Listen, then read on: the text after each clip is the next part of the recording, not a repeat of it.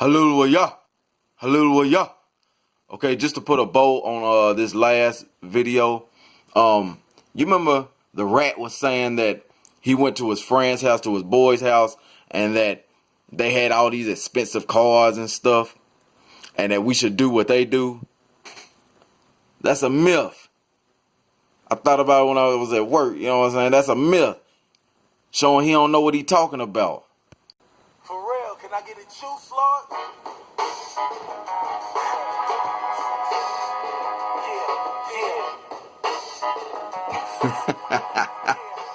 Y'all salty. God, y'all salty right now, man. All of y'all. Just salty.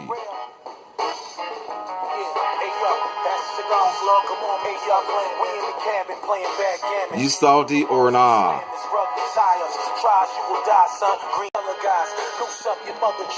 See that?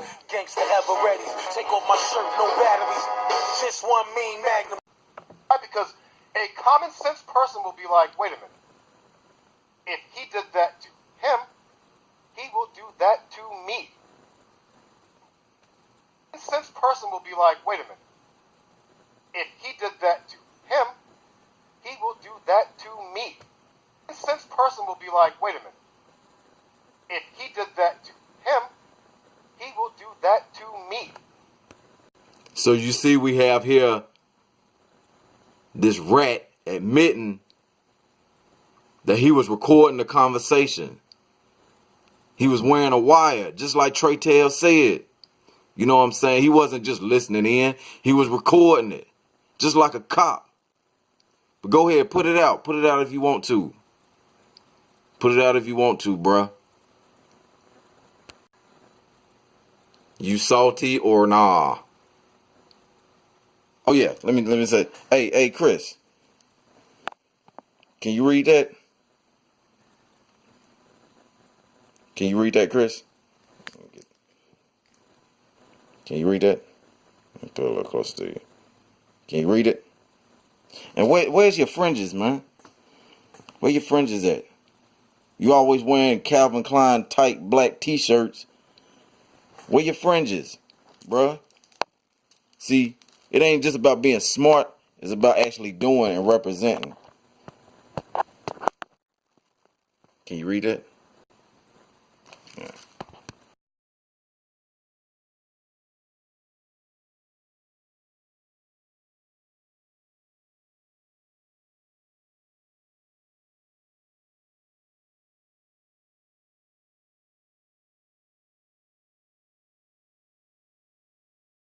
So part of our second conversation was about the Aramaic language, right? So look what it says, that after Hebrew went extinct about 300 BC. So like it just said, Hebrew went out, or the Yahwadah, you know, the Hebrew went out, but it's really the Yahwadah went out about 300 BC, right?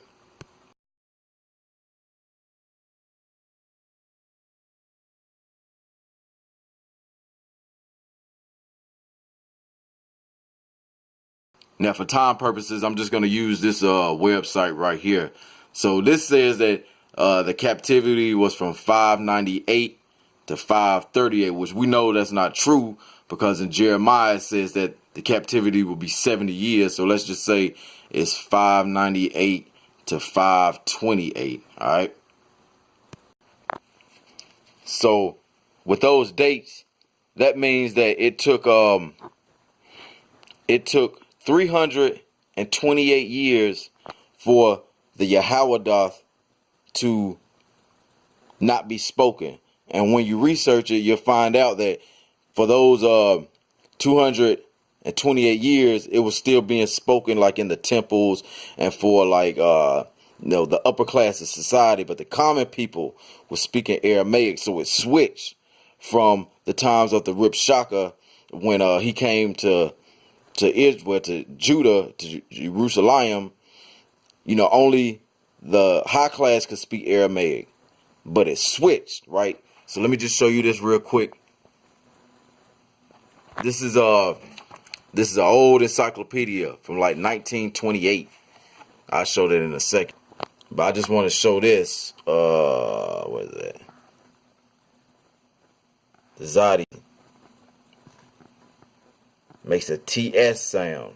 I don't know if you can see it.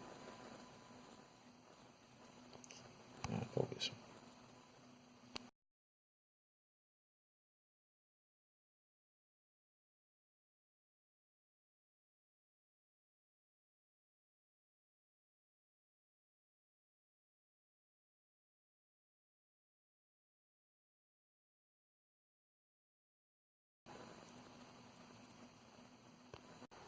So right here, we can see that Hebrew, well, let me start right here. Aramaic, nevertheless, was considered by the ancient Hebrews as a foreign tongue. And 100 years before the Babylonian exile, it was only understood by people of culture in Jerusalem. So it was a foreign language to them. Nevertheless, these were cognate languages. It says the consonant phonemes of Hebrew and Aramaic are identical, though not historically. See below. This is apparently due to the influence which caused official Aramaic to lose the 4 additional consonant phonemes still existed in ancient Aramaic. In biblical Aramaic, the pronunciation of the phonemes ga, ba, da, ka, fa, tha are governed practically by the same rules as Hebrew.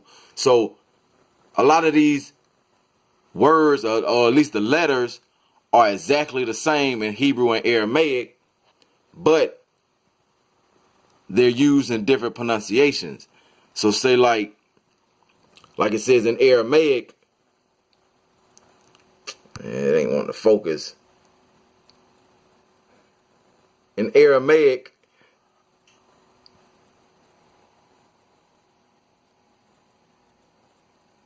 Dahab.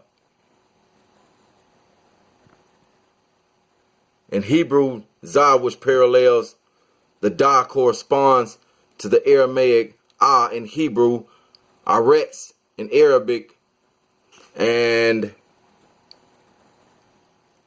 Arah in Aramaic, which all means land. So basically, what this is saying is that these languages, Hebrew and Aramaic, are interchangeable, except that there might be like one word off. Also, the verbs can be a little different.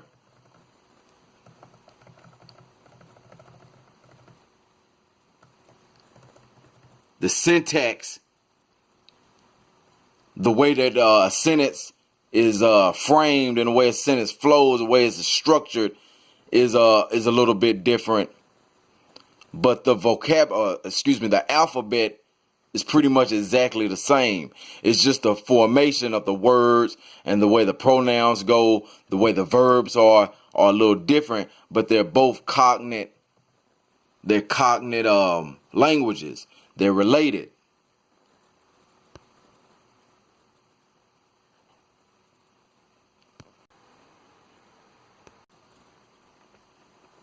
Where you at?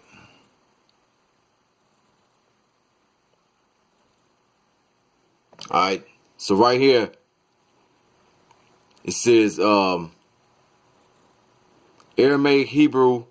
Well, let's start at number 2. It says, in the simplest terms, Aramaic Hebrew is the spoken Hebrew language using the Aramaic alphabet. Aramaic Hebrew is the Hebrew language, not the Aramaic language.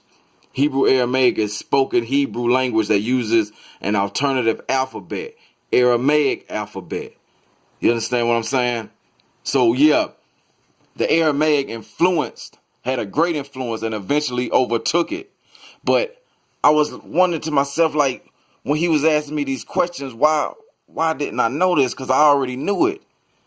And see, I was coming to the conclusion that this dude is trying to say, well, what he's trying to say is, he's trying to say that this is actually Aramaic. From what I understood from the way the conversation was going, he was saying that this was Aramaic. But The scholars already know where the Aramaic is at. It's in Ezra 4:8 through 6:18, 7:12 through 26, Daniel 2:4 through 7:28, Jeremiah 10:11, and 2 words in Genesis 31:47.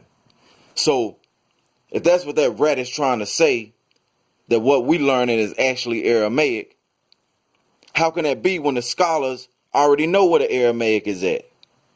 So which shows he still don't know what he's talking about. And like I said, I knew it, but I don't know why I couldn't answer the question. I hate when it does this.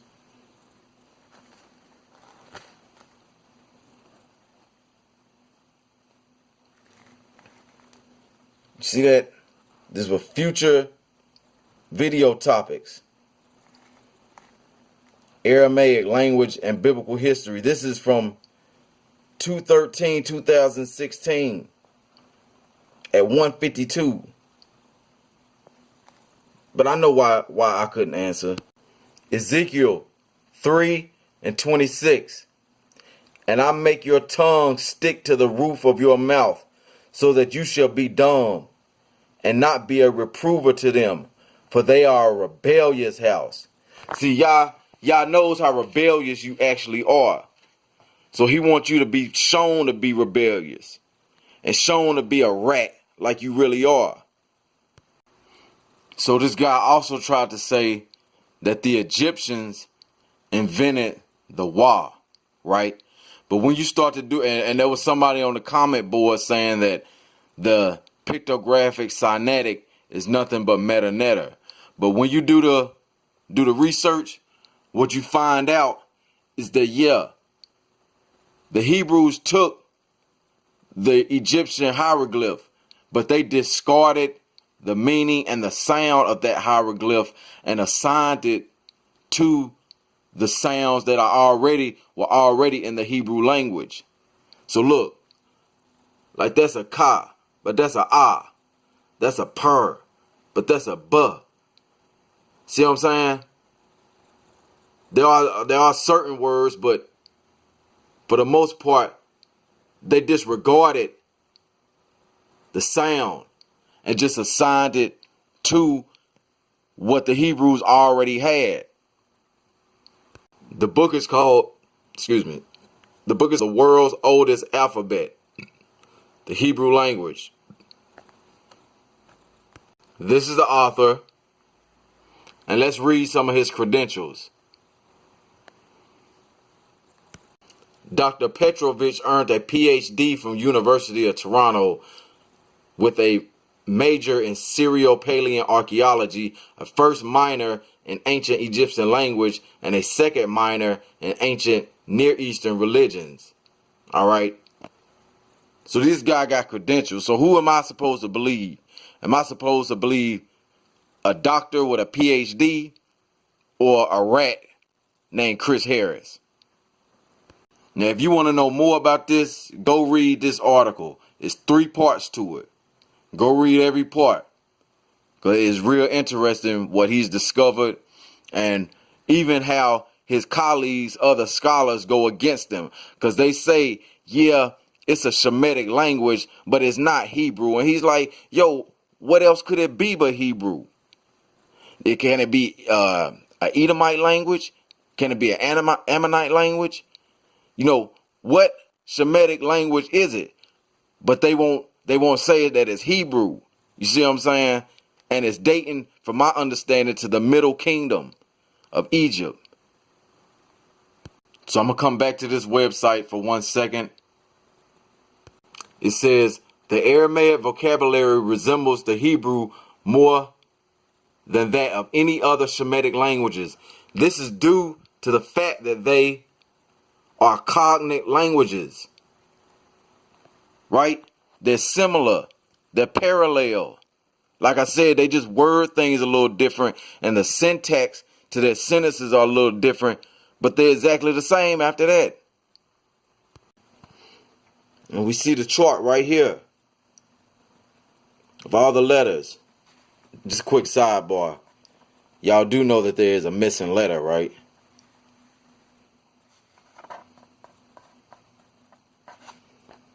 Hey, Chris, man, can you read that? I just want to know, can you read this? Where's your fringes, man? Read, study, pray, and do. I mean, can you read this, Chris? Over the phone, you said you could read it. I've read all 3 of the ancient scripts. Can you read it? Or are you just a liar? A rat? Oh, yeah. He tried to say I used a white website. Sandy Darity, he's black. He's an African American. But you tried to say I used a white person.